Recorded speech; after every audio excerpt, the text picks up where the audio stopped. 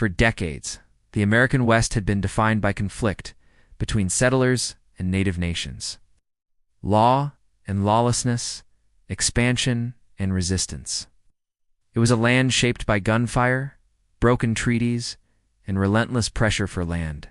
By the end of the 19th century, that long struggle reached its tragic conclusion in a single event, often described as the battle that ended the Wild West.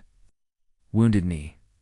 By the late 1800s, Native American resistance had been pushed to the brink. Most tribes had been forced onto reservations, their movements restricted, their food supplies controlled by the federal government.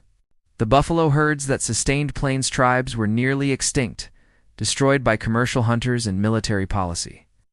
Hunger and despair spread across reservations, creating a sense that native life itself was being erased. Out of this desperation emerged the ghost dance, a spiritual movement that promised renewal. Followers believed that if they danced and lived righteously, the buffalo would return, the dead would rise, and the white settlers would disappear from native lands. For native communities, it was an expression of hope. For us authorities, it was seen as a dangerous sign of rebellion. Tension escalated rapidly. In December 1890, U.S. officials attempted to arrest Sitting Bull, the famous Lakota leader, fearing he supported the ghost dance. During the arrest, chaos broke out, and Sitting Bull was killed. His death sent shockwaves through native communities and intensified fear among federal troops. Soon after, a group of Lakota led by Chief Bigfoot began moving toward the Pine Ridge Reservation, seeking protection.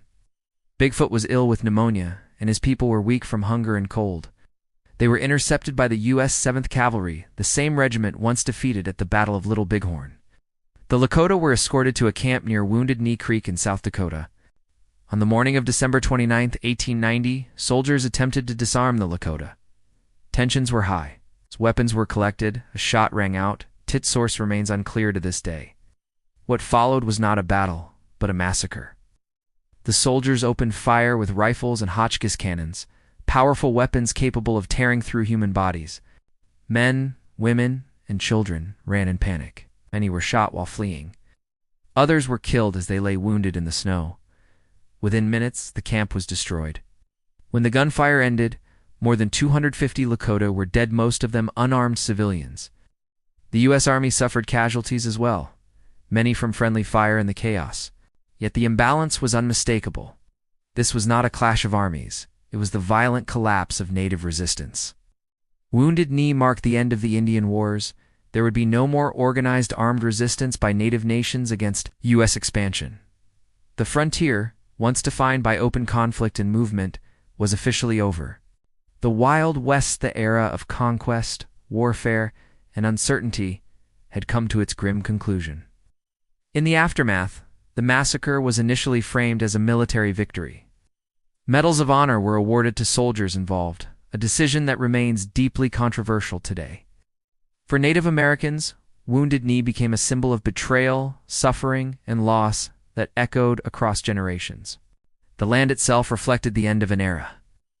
Railroads, fences, towns, and laws now controlled the West. The myth of the rugged frontier warrior gave way to reality. The West had been subdued not by heroism, but by overwhelming force and policy. Yet the story did not end there. Native communities survived despite attempts to erase their cultures. Traditions endured, languages were preserved, and resistance took new forms through activism, legal battles, and cultural revival. The spirit that once fought on the plains lived on, even after the guns fell silent. The battle that ended the Wild West was not glorious, it was not heroic, it was final. Wounded Knee closed the chapter on America's violent expansion and exposed the true cost of the frontier dream. It stands as a reminder that the end of the Wild West was not marked by triumph, but by tragedy, and by a history that still demands to be remembered.